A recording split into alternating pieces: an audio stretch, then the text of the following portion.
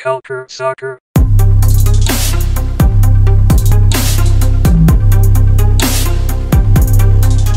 Bonjour à tous et bienvenue dans ce nouveau podcast Culture Soccer, le podcast 100% football, soccer nord-américain.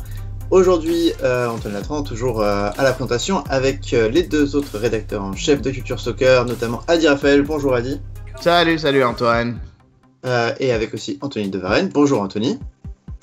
Alors, ça va très très bien messieurs, bonsoir de bon matin au Canada et nous sommes accompagnés cette fois avec Elodie Touzet, notre experte NWSL. Bonjour Elodie, comment ça va? Salut Antoine, bien et toi? Très très bien, merci. Et comme tu es là, on va parler beaucoup de la NWSL qui est la première ligue américaine à reprendre en termes de soccer. Mais juste avant ça, un petit détour par la MLS pour parler du fait que le tournoi MLS is back dont on avait parlé en grand détail la semaine dernière, avec notamment le format et puis les groupes, il y a des petits problèmes au niveau de cas de Covid qui sont un petit peu identifiés un peu partout, surtout en Floride, là où le tournoi va se passer. Adi, tu m'en parlais un petit peu juste avant l'émission. Pour toi, est-ce qu'il y a des vraies chances que le tournoi soit annulé ou ce sont juste des petits problèmes qui pourraient le retarder? Bah écoute, c'est sûr que c'est pas l'idéal. J'ai remarqué que le dernier jour, il y a eu 3800 cas en Floride, ce qui est pas peu. J'ai toujours pas compris pourquoi on a choisi un État où c'était pas encore complètement maîtrisé, tandis qu'il y en a d'autres aux États-Unis, et on va en parler en WSL, où c'est beaucoup plus maîtrisé. Mais bon, est-ce que c'est en péril? Ben, ça a l'air vraiment que c'est en péril. Après, faut voir si jamais ils arrivent à vraiment contenir tout ça. Il y a eu plusieurs joueurs des clubs de MLS qui ont été touchés d'après les rumeurs. Je n'ai pas eu les noms, mais j'ai vu plusieurs joueurs. Je pense qu'il y en a eu à peu près 5 ou 6 dans les 2-3 derniers jours. C'est pas très encourageant tout ça pour un retour de la MLS. Ouais, Atlanta a confirmé un cas, je me souviens, j'ai vu dans la semaine passée. Je pense que Dallas aussi, si je me trompe pas. Donc ils feront pas le voyage, j'imagine. Après, apparemment, ils sont testés vraiment en y allant, sur le chemin d'Orlando et puis sur place. Donc on verra un peu comment la Ligue va manager tout ça. Mais on va parler de choses plus réjouissantes, de tournois de retour un peu mieux gérés, puisqu'on va pas partir en Floride, mais partir en Utah, pour parler de la NWSL Challenge Cup. Donc la NWSL, c'est la première division féminine aux États-Unis, 9 équipes, et c'est la première ligue qui revient aux États-Unis après tous ces problèmes de pandémie. Ils arrivent le 27 juin, donc samedi prochain, avec la Challenge Cup. Le tournoi, ce sera 25 matchs jusqu'au 26 juillet. Avec une phase de groupe puis des quarts de finale avec 8 équipes, donc une seule ne fera pas la phase de groupe. Elodie, est-ce que tu peux nous expliquer un petit peu comment le tournoi va se jouer? Est-ce que c'est des groupes bien définis? Est-ce que tout le monde se joue un petit peu ou est-ce que ce sont des matchs aléatoires? Alors oui, à la base, il devait y avoir 3 groupes, donc c'est bien 3 groupes, 3 personnes. En fait, il y a eu un tir un peu polémique parce qu'il n'y a pas eu de ballotte où il y avait des numéros, tirage au sort, etc. On a un peu l'impression que ça avait été fait un peu à l'avance, mais on ne sait pas vraiment trop les groupes exacts parce qu'au final, dans un groupe, comme il y a 4 équipes, on est censé jouer 3 équipes et puis ils ont rajouté une autre équipe au hasard pour que tout le monde puisse jouer 4 matchs pendant cette phase. D'accord, donc c'est un peu tout le monde. C'était un peu la chance de si on joue des bonnes équipes ou pas. En gros. Et elles se joueront, comme on le disait en Utah, on le disait il y a 2 semaines, il me semble, avec toi, Oui. dans le stade des Real Monarchs, donc la réserve des Real Salt Lake. Et les matchs se joueront tous les 2-3 jours, il me semble, 2 matchs par jour à chaque fois. Au Canada et en France, il me semble, c'est disponible sur Twitch, c'est ça? Oui, au Canada, ça sera comme pour les Américains, ça sera sur CBS. Donc, le match d'ouverture et la finale seront sur CBS. Après, tous les autres seront sur le CBS All Access, qui est une plateforme payante. Donc, les Américains et les Canadiens pourront payer $5,99 par mois pour pouvoir voir tous les matchs.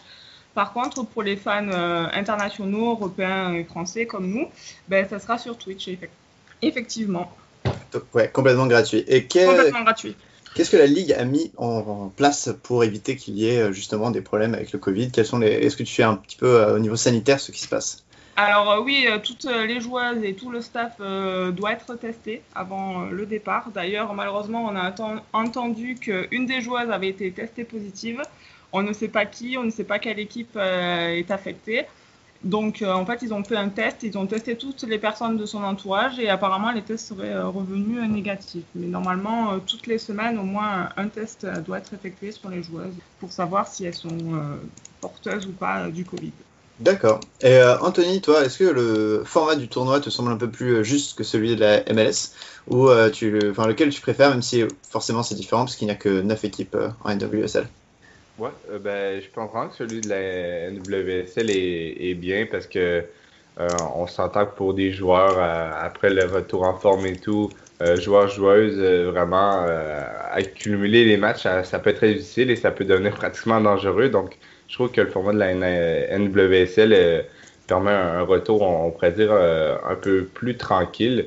Pas tranquille dans le sens que ça va être posé et tout, là, mais j'ai l'impression qu'ils ont un peu moins de matchs et je pense que ça permet aux clubs et aux joueuses là, de vraiment reprendre reprendre confiance sur le terrain et tout tranquillement à travers le tournoi et pas comme la MLS qu'il y a plusieurs matchs dès le départ. Là. Mm-hmm. Et d'ailleurs, Elodie, tu parlais de notamment il y a 2 semaines, pardon, tu parlais un peu des joueuses qui pouvaient ne pas faire le voyage. Est-ce que tu sais s'il y en a, notamment, on pense à Megan Rapinoe qui était pas forcément disponible. Est-ce que tu sais s'il y en a beaucoup qui n'iront pas à ce tournoi? Alors pour l'instant, toujours pareil, aucune nouvelle. Ils veulent pas fuiter parce qu'en fait, toutes les franchises doivent donner au dernier délai 21 juin leur effectif et en fait, ça sera publié pour les fans, pour le public le 22 juin, le lendemain. Mais effectivement, il y a des petites rumeurs. Megan Rapinoe, apparemment, ne participerait pas. Christiane Press non plus. Alex Morgan, bien sûr, qui a donné naissance à sa fille récemment, ne participera pas. Par contre, elle a affirmé que s'il y avait quelque chose après la Challenge Cup, elle pourrait être dispo.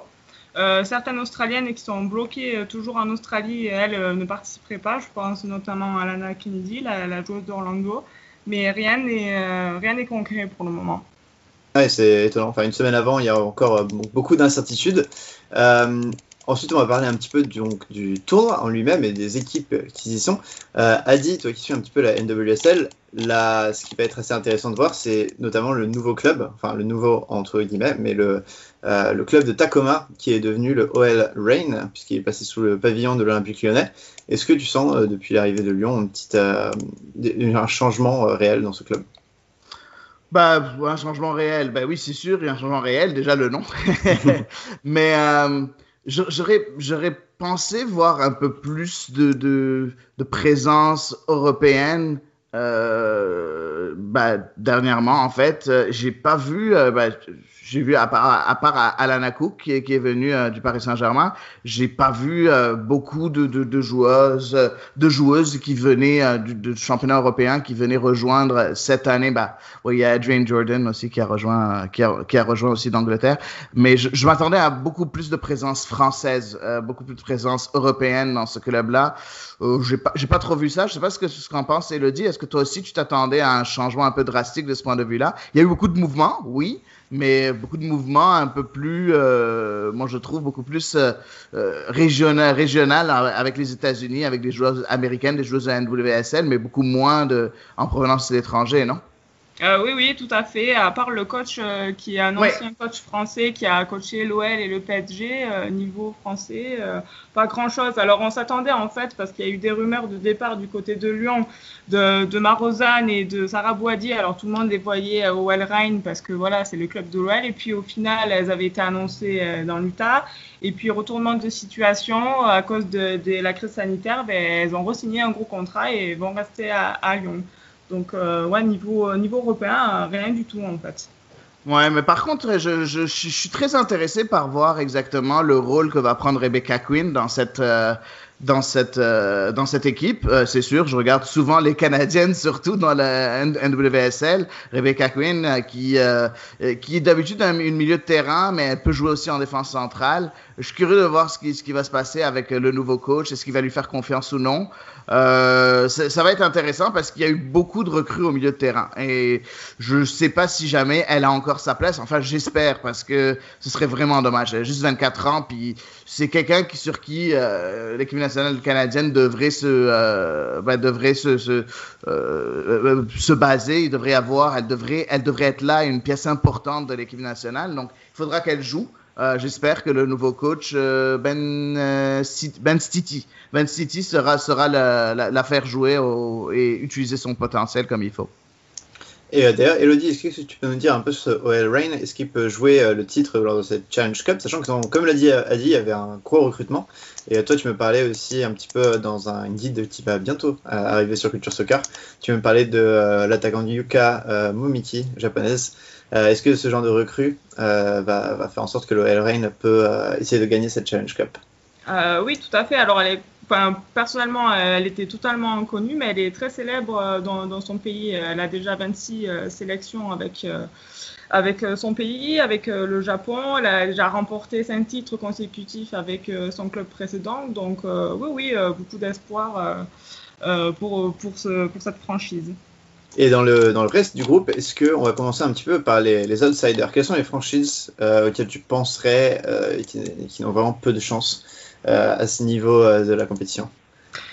Déjà, on pensait de suite au Sky Blue parce que c'est vrai que le Sky Blue a eu des difficultés financières, des stades qui ne se remplissaient pas. D'ailleurs, il y avait eu des bonnes nouvelles après le retour de la Coupe du Monde. Les stades commençaient à se remplir et ils devaient jouer au Red Bull Arena. Donc c'est vrai que le Sky Blue, ils ont fait quelques saisons en fond de tableau, donc elles étaient vues comme les outsiders. Et puis Orlando aussi, pareil, 2 saisons au bas de tableau. Elles ont fini dernière la saison passée. Et là, elles tombent contre le Rhein, contre Portland. Il me semble aussi qu'il y a le North Carolina. Enfin voilà, elles vont tomber contre des grosses équipes. Donc beaucoup les voient arriver justement dernière et pas se qualifier pour les tours à élimination directe. Est-ce que ça serait juste une saison un petit peu de transition pour que l'année prochaine, justement, elles reviennent dans le stade des New York Red Bulls et puis se relancent un petit peu, même pas forcément sportivement, mais aussi médiatiquement? Oui, tout à fait. Ils ont quand même recruté, je sais plus, malheureusement, là j'ai le nom qui est capté, mais ils ont fait un petit recrutement. Les joueurs ont été attirés justement par le club. Carly Lloyd est toujours là, donc oui. Oui, il y a beaucoup de recrutements, si je vais me permettre. Déjà, il y a Evelyne Vian. On a fait une entrevue avec elle sur CSA l'érable, la Canadienne, qui a battu tous les records à l'université, déjà qui sera là. Mais aussi, ils ont ramené Mallory Pugh. Pugh voilà, tout à fait. Voilà, ce qui est quand même une grosse recrue. Donc, ce sera pas. Je pense que le Sky Blue vont vraiment être dangereux cette année, en tout cas. Et l'autre équipe, quand on pense un petit peu des équipes un peu catastrophiques en NWSL ces dernières années, désolé pour toi Elodie, mais c'est ta franchise préférée, le Orlando Pride. Oui. Beaucoup de mal ces dernières années, comme c'est son équivalent masculin. Est-ce que tu peux nous dire s'ils vont repartir? J'ai vu qu'ils ont recruté des joueuses plutôt intéressantes. Est-ce qu'elles peuvent repartir de l'avant pendant cette Challenge Cup ou ça paraît compliqué sans, tu l'as dit, Morgane qui vient d'accoucher? Alors oui, il y a eu déjà pas mal de départs, surtout au milieu de terrain, Dani Wetherholt, une attaquante aussi qui est partie, Danica Evans, Rachel Hill. Et puis oui, on a eu Emily Sonnette qui vient directement défense, renforcer un peu la défense. Ali Riley aussi, défenseuse internationale néo-zélandaise. Oui, Jade Moore aussi, mais malheureusement, je crois qu'elle aussi est bloquée un peu en Australie, donc ça risque d'être compliqué. Et tant qu'on ne sait pas l'effectif qui va jouer, malheureusement, ça risque d'être un peu compliqué, ouais. D'accord, donc c'est pas leur saison tout de suite en tout cas. Non, je pense pas. Les pauvres, parce que ça fait. En tout cas, ils ont mis des maillots. Ils ont récemment dévoilé des maillots blancs qui étaient très réussis, comme beaucoup de franchises en NWSL. Anthony, toi, on sait que t'aimes beaucoup les maillots et que c'est un peu ta spécialité. Qu'est-ce que tu penses du travail de Nike sur NWSL cette année? Ouais, honnêtement, c'est très fort. Il y a plusieurs maillots là, que j'ai vus, par exemple celui des Torns, celui du Red Star. Là, c'est vraiment de toute beauté. Puis on voit que par exemple les maillots d'Adidas avec la MLS cette saison, il y en avait certains que c'était assez fade, il manquait d'originalité et tout, mais là, avec Nike, vraiment, le travail que Nike fait sur la NWSL, là, c'est pratiquement du sans faute, là, mais vraiment, celui des Turks, c'était mon préféré, je l'ai adoré. Ouais, pareil, moi, pareil, j'ai tellement envie d'acheter celui des Thorns. Là. Vraiment, là, ce serait un peu mon plaisir cette année d'acheter celui des Thorns. J'aimerais juste rebondir un peu sur le Pride d'Orlando. Tu as parlé un peu de certaines recrues. Je voulais aussi mentionner le retour d'Erin McLeod, la gardienne internationale canadienne qui vient signer à Orlando. C'est un peu bizarre. J'aimerais avoir ton avis, Elodie. Je trouve très bizarre de signer une gardienne de 37 ans quand on sait que ta titulaire, ben, ce n'est que Ashlyn Harris à 34 ans. C'est quand même un peu bizarre, non? Tu trouves pas? Oui, bah déjà il y a eu le départ de Hailey Kopmeyer qui est parti, on ne sait pas encore où malheureusement. Mais oui, donc ils ont voulu chercher une seconde carrière et peut-être ont décidé, voilà, de se dire, on va recruter Erin McLeod pour avoir une seconde bonne gardienne ou pourquoi pas la mettre en première gardienne parce qu'on ne sait pas ce qui va devenir d'Ashlyn. Est-ce qu'elle va vouloir participer à la Challenge Cup on ne sait pas encore. Ah, d'accord. Donc, c'est à cause de ça que j'avais pas suivi ça. Mais en tout cas, je suis curieux de voir le niveau de Erin McLeod maintenant. C'est sûr qu'elle fait plus partie de l'équipe nationale canadienne. Comme j'ai dit, elle a 37 ans. Il faut dire aussi que si je me trompe pas, elle a eu un enfant, ce qui a fait que c'est pour ça qu'elle a raté la dernière Coupe du Monde, si je me trompe pas. Mais je suis pas très sûr de ça. Bref, donc, c'est quand même assez intéressant. Par contre, ce que j'ai trouvé aussi intéressant dans le recrutement du Pride, c'est que, si je regarde un peu l'effectif est assez jeune. Puis cette année, ils ont ramené de l'expérience. Donc, ils ont ramené McLeod. Tu as parlé avant de Ali Riley, qui a 32 ans. Ils sont partis ramener ces petits vétérans, en plus de Martha, bien évidemment, qui est là aussi et qui a un certain âge, qui a 34 ans maintenant.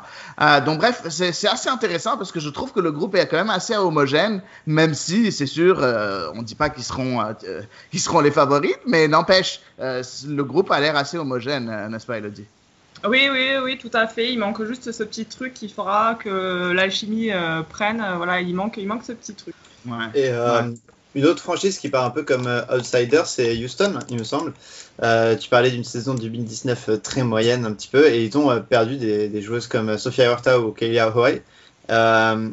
Quel plan a Houston pour l'année prochaine avec le départ de ces deux joueuses, et est-ce qu'elles peuvent s'attendre à passer un petit peu en demi-finale peut-être? Ça risque, d'être un peu compliqué, mais pourquoi pas. Il y a eu quand même l'arrivée de Megan Oster en provenance du Reign en défense. Shea Groom, pareil, qui vient du Reign en attaque. Ils ont essayé de recruter un peu à tous les postes pour essayer de faire tourner, mais à voir. Et j'imagine que Houston, c'est un peu comme l'Utah et Washington sont les outsiders, si on enlève peut-être les trois gros clubs, sans compter le Oil Reign, parce que c'est pas trop, mais j'imagine que Washington comme l'Utah sont aussi des gros outsiders, c'est ça? Oui, tout à fait. C'est des équipes qui sont soit, on va dire, mi-tableau, fin de tableau. Donc, c'est vrai que, on va dire, les équipes qui sont attendues, ça va être les North Carolina Courage, les Thorns et l'Oil Reign. C'est les trois équipes qui sont attendues. Ok. Est-ce que tu peux me parler un petit peu de Portland, justement, comme ça on pourra parler de Christine Sinclair, et un petit peu de cette équipe qui est connue non seulement sur le terrain, mais aussi son engouement en dehors. Qu'est-ce qui a changé pour Portland dans cette dernière off-season? Alors, on a eu les gros départs d'Emily Sonnett. D'ailleurs, les fans ont été très, très déçus qu'elle parte pour Orlando. On a eu le départ de Mitch Pierce aussi en milieu de terrain et une défenseur aussi qui est partie pour les Utah Royals. Il y a eu une grosse arrivée, c'est l'arrivée de Becky Sauerbrunn, qui était l'international, enfin qui est toujours l'internationale américaine et qui tenait la défense des Utah Royals. Donc oui, les Suns, pour moi, ils ont bien recruté.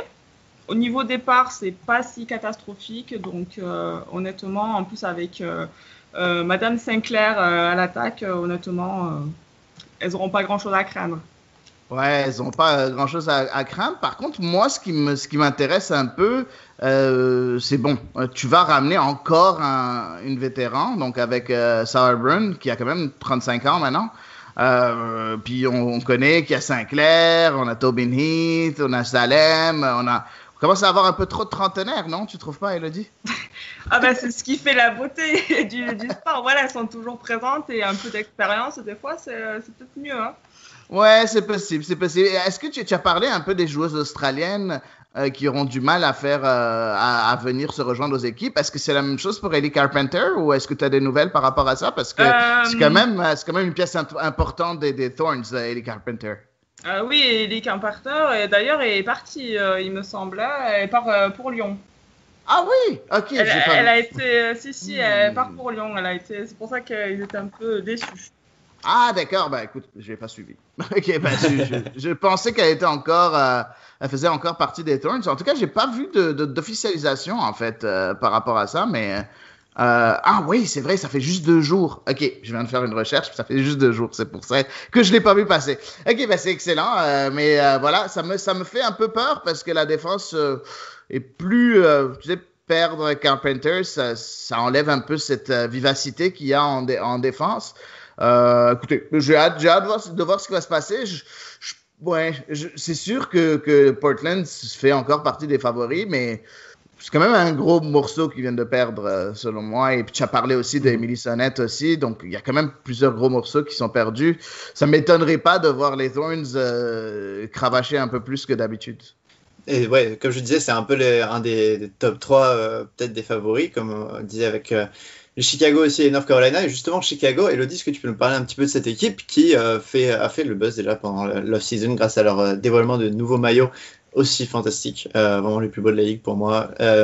Est-ce que tu peux nous parler un petit peu des Red Stars et de leurs ambitions pour cette année? Alors, les Red Stars, niveau arrivée, ben, c'est l'attaquante Kelly White, en provenance du Houston Dash, et aussi Savannah McCaskill qui était l'attaquante du Sky Blue. Donc on voit en fait au niveau des arrivées, c'est beaucoup d'attaquantes. Donc 4 attaquantes sont arrivées. Donc on voit leur ambition. Ils veulent aider Sam Kerr devant, peut-être la faire un peu plus tourner. Je ne sais pas, mais en tout cas voilà, ils ont recruté que des attaquantes. D'accord, et pas de. Ben, derrière, il y avait besoin de recruter ou c'était pas un souci et de toute manière, ils ont une bonne défense de l'année dernière? Oui, donc oui. Surtout qu'ils en ont fait partie une là, donc. Donc ça allait. Ok, et Anthony, est-ce que tu peux nous parler un petit peu justement, Chicago, il y a ce côté de l'équipe MLS qui a du mal à se démarquer. Qu'est-ce que tu trouves au Red Star qui peut faire un peu en faire parler d'eux dans le marché de Chicago qui a du mal à faire aimer le soccer?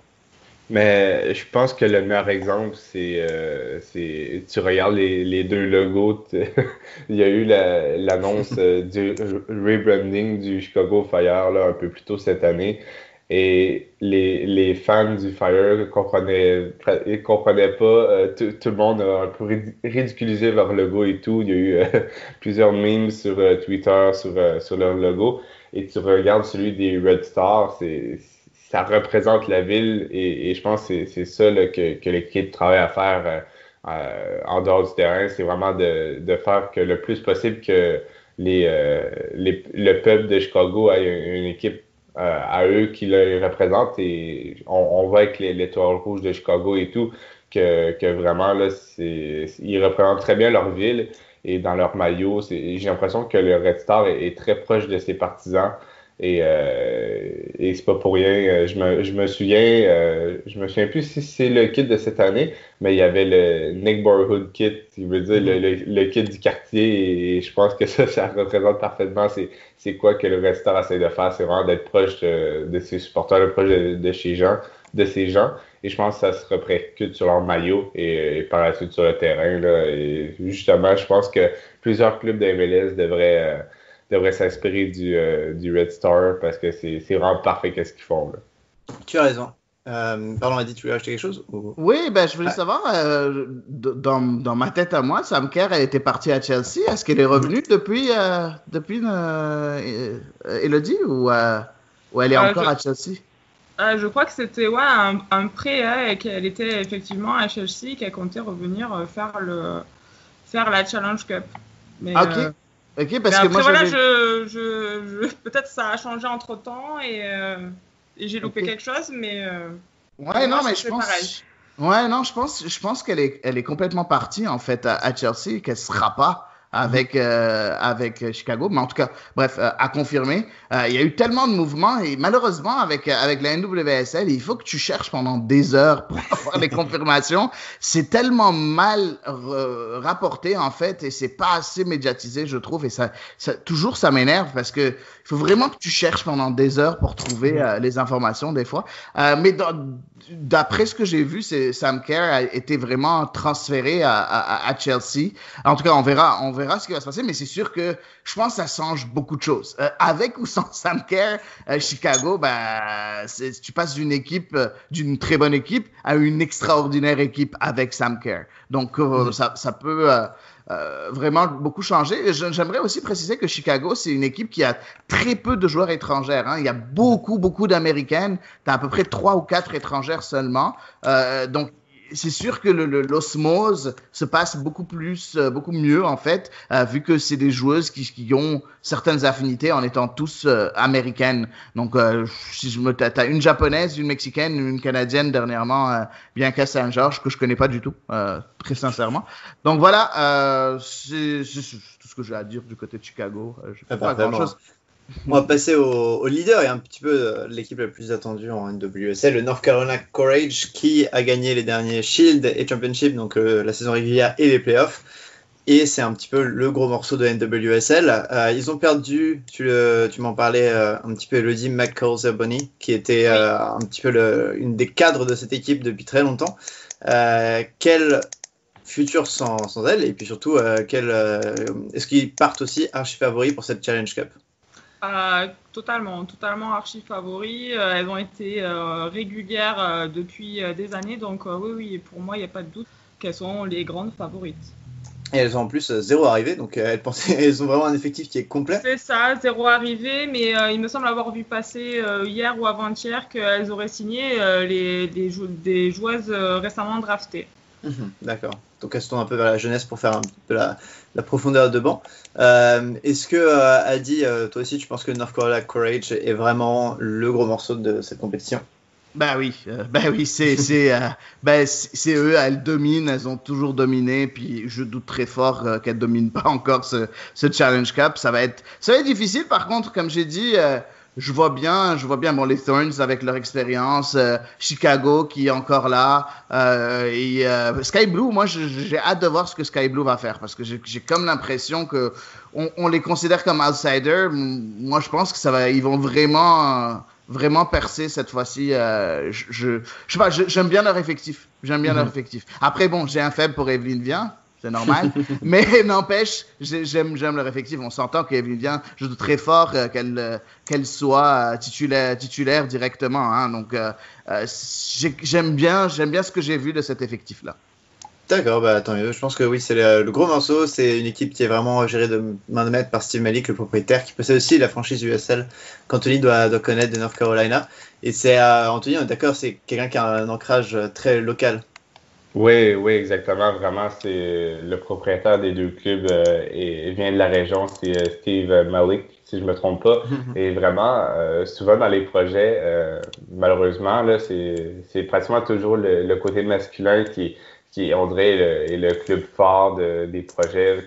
Quand mettons, il y a une équipe masculine et féminine, mais vraiment, du côté de North Carolina, j'ai vraiment l'impression que le propriétaire met la majorité de son argent et tout dans le club féminin. Et on voit que ça réussit très bien. Et même du côté masculin, là, c'est des recrutements intelligents. Ils ont vraiment, on dirait, une façon de penser et je pense que ça se répercute sur le terrain. Un peu moins bien du côté masculin, mais vraiment, je trouve que qu'est-ce que les dirigeants font là, d'une part et d'autre, donc du côté masculin au féminin, c'est très bien. Et vraiment, là, non, j'aime ça voir que des propriétaires mettent l'emphase sur le féminin. Ça fait changement d'habitude et vraiment, ça leur réussit jusqu'à présent. Là. D'accord. Et je voulais juste demander à Elodie une dernière question sur le North Carolina Courage. J'ai vu que Heather O'Reilly allait prendre sa retraite. Est-ce qu'elle était titulaire un petit peu l'année dernière ou elle était déjà beaucoup moins? Et est-ce que qui va prendre sa place à la tête de l'attaque? Oui, Heather Aurélie d'ailleurs est toute jeune maman, là, elle a accouché récemment. Mais oui, elle était mi-titulaire, mi sur le banc, ça dépendait des rencontres. Hein. Mais niveau arrivée, malheureusement, comme on n'a pas eu grand-chose, qui pour la remplacer, pour l'instant, je vois pas trop. D'accord, donc il y a un trou dans l'effectif. Ok, on va voir peut-être si ça va aller, justement pas les avantager pour cette compétition. Et une dernière chose dont je voulais parler, tant que tu es là, c'est cette semaine, on a vu que la NWSL avait voulu... apparemment, il y a des rumeurs d'expansion à Los Angeles. Ça fait très longtemps que ces rumeurs existent, mais là, elles semblent de plus en plus sérieuses. Apparemment liées avec un des deux clubs de MLS. Je mettrai ma main à couper que c'est le LAFC, mais je ne suis pas... j'ai aucune confirmation à ce niveau-là, mais on en parle souvent, en tout cas des rumeurs depuis 1 an ou 2. Est-ce que pour toi, le marché de Los Angeles peut être attractif pour la NWSL? Ah oui, tout à fait. Et les fans veulent absolument une franchise à Los Angeles. Oui, effectivement, la nouvelle est tombée là dans la semaine. Donc, d'après des informations, la Ligue est carrément en discussion avec un groupe de propriétaires. D'ailleurs, une des propriétaires, c'est Madame Julie Urman, qui est une entrepreneuse californienne. Et effectivement, 2 franchises MLS seraient en discussion également avec eux. Et oui, comme tu le disais, beaucoup de gens voient le LAFC. Et puis, il y a des indices qui porteraient à croire qu'en fait, elle serait finalement le LA Galaxy qui serait donc impliqué. D'ailleurs, il y a un des petits indices, c'est que Madame Urman a déjà déposé un dossier pour le naming de la future franchise qui serait le Angel City FC. Et il faut savoir que les LA Galaxy ont un groupe de supporters qui s'appelle le Angel City Brigade. Et après, il y a un petit autre indice qui pousserait à croire que c'est le LA Galaxy qui lancerait sa franchise, c'est le fait qu'en fait le LAFC aurait affirmé à un journaliste du LA Times, qu'il ne serait pas du tout impliqué dans la discussion. Et par contre, le Galaxy, eux, ils ont ni réfuté ni confirmé. En tout cas, moi, j'aime beaucoup le nom. Angel City FC, j'adore. Je trouve ça tellement beau. Puis, ça irait bien pour Los Angeles. Mais ça a plus l'air d'un modèle de LAFC que du Galaxy. Mais j'aime beaucoup le nom. J'aime beaucoup ce nom-là. J'aimerais juste rebondir un peu sur un peu la Challenge Cup parce que c'est drôle. J'étais en train de voir sur le site de la NWSL, ils ont mis un peu ce que la CBS qui vont avoir les droits bien évidemment, qui ont donné un peu leurs prédictions, ils ont donné un peu leurs favoris. Puis pour eux, c'est le Courage numéro 1 après Chicago, Portland, OL Reign en 4e. Utah, Washington, Houston, Sky Blue, puis Orlando en dernier. J'aimerais que tu rebondisses sur ça, Elodie, parce que moi, je trouve ça quand même assez... En tout cas, j'aurais mis Sky Blue beaucoup plus haut. J'aurais pas mis Orlando en dernier, par exemple. Enfin, je sais pas qui j'aurais mis en dernier, mais j'aurais sûrement pas mis Orlando. Je suis curieux. Qu'est-ce que t'en penses, toi, de ça? Dans le top 4, je suis d'accord. Pour la fin, c'est vrai, ils ont dû, je sais pas si CBS suivait vraiment le foot féminin, ils se sont peut-être basés sur le classement de la saison passée. Effectivement, Orlando, Sky Blue, dans les derniers, moi, perso, Orlando, j'aurais peut-être mis en dernier aussi, vu les tirages qu'elles ont eus, mais moi, ça m'étonne pas.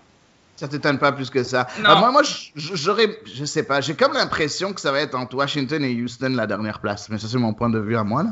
Mais j'ai comme cette impression-là. Je suis pas très impressionné par ces deux équipes-là. Puis j'ai eu la confirmation j'ai cherché un peu pendant qu'on parlait. Puis oui, effectivement, Sam Kerr est à Chelsea. Elle sera pas là. Donc, elle a complètement quitté Chicago. Donc, voilà. Et une dernière chose aussi dont je voulais parler aussi par rapport à ce tournoi-là.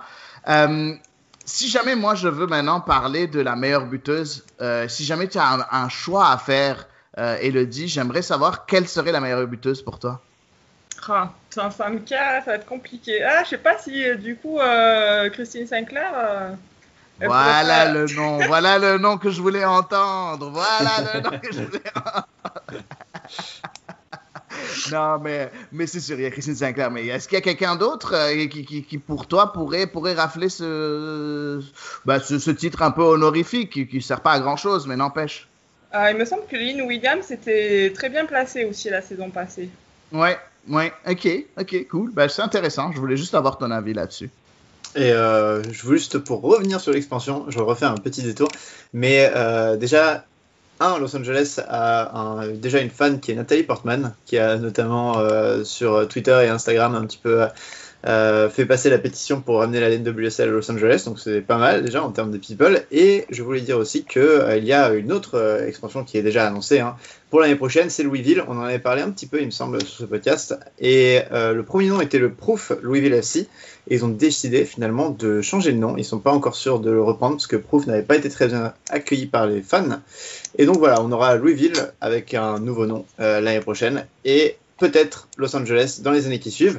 Messieurs et Elodie, j'espère que j'ai été assez clair pour l'émission. Est-ce qu'il y a quelque chose que vous voudriez rajouter ou on est bon pour la Challenge Cup? Peut-être que moi, je rajouterais une petite information sur le cas de Louisville. Là, vraiment, ça va être une très belle équipe, j'ai l'impression, là, comme un peu le Utah Royals qui partage le stade avec les Real Monarchs. Mais ils vont avoir le même type de partenariat avec une équipe USL, puisque Louisville va jouer dans le même stade que le Louisville City FC. Et également, là, j'ai aimé le fait que Louisville décide de changer de nom après avoir écouté les fans. Il y a eu la même chose avec leur rebranding de logo. Et je trouve, on parlait tantôt du Chicago Red Star qui écoute beaucoup leurs fans, mais je pense aussi que c'est la même du côté du Lou City FC et de la future équipe de Louisville en NWSL, mais on voit vraiment qu'ils écoutent leurs fans et ça, je pense qu'il y a plusieurs équipes de refaire de même là, partout à travers le monde. D'accord, ouais, c'est vrai, tu as raison. Surtout certaines équipes de MLS sont très bas, mais voilà, Chicago. Adi, toi, est-ce que tu as quelque chose à rajouter? Non, j'ai pas grand-chose à rajouter. Par contre, je vais te dire très franchement, je vais sûrement regarder quelques matchs de cette Challenge Cup. C'est pas comme si on avait des millions de matchs à regarder non plus entre-temps. Non, mais sérieusement, je suis vraiment très intéressé. Je vais sûrement suivre de très près toutes les joueuses canadiennes. Et il y en a au moins une, si c'est pas deux ou trois, dans chacune des équipes. Moi, je trouve ça très intéressant de voir ce tournoi-là. Surtout que ça a l'air, comme tu l'as dit, un peu plus équilibré que le tournoi de MLS is back. Juste le fait que les équipes jouent 4 matchs dans la période de groupe au lieu de 3. Donc, ça donne la chance que si jamais tu as fait un faux pas, tu peux un peu te rattraper aussi, ce qui n'est pas trop le cas du côté de la MLS. Donc, bref, c'est quelque chose d'intéressant. Puis, ça commence très bientôt, le 27, donc dans une semaine. On est aujourd'hui le 20, donc exactement dans une semaine. Puis, voilà, je vais sûrement suivre ça pour sûr. Et d'ici là, vous pourrez retrouver bien sûr le guide d'Elodie qui est quasiment prêt à être publié la semaine prochaine sur Culture Soccer. Et c'est vrai, comme tu disais, il y a vraiment le droit au faux pas, puisque sur les 9 équipes, il n'y en a qu'une seule qui est disqualifiée après la phase de groupe. Donc ça laissera de belles oppositions pour la phase finale. Elodie, merci beaucoup d'avoir passé cette émission avec nous. Est-ce que tu as un dernier mot avant de finir ? Pas spécialement, juste si en France vous voulez suivre donc les matchs, mettez vos réveils parce que 4h du matin ça va faire un peu tôt pour certains matchs. C'est vrai que ça va pas être facile de ce côté-là, mais ouais, tu as raison. Et merci beaucoup, messieurs, dames. On se retrouve la semaine prochaine. Merci à tous de nous avoir suivis pour cette émission spéciale NWSL. On parlera souvent un peu de MLS la semaine prochaine si le tournoi procède comme il le faut. Donc merci à tous et ciao, à la semaine prochaine.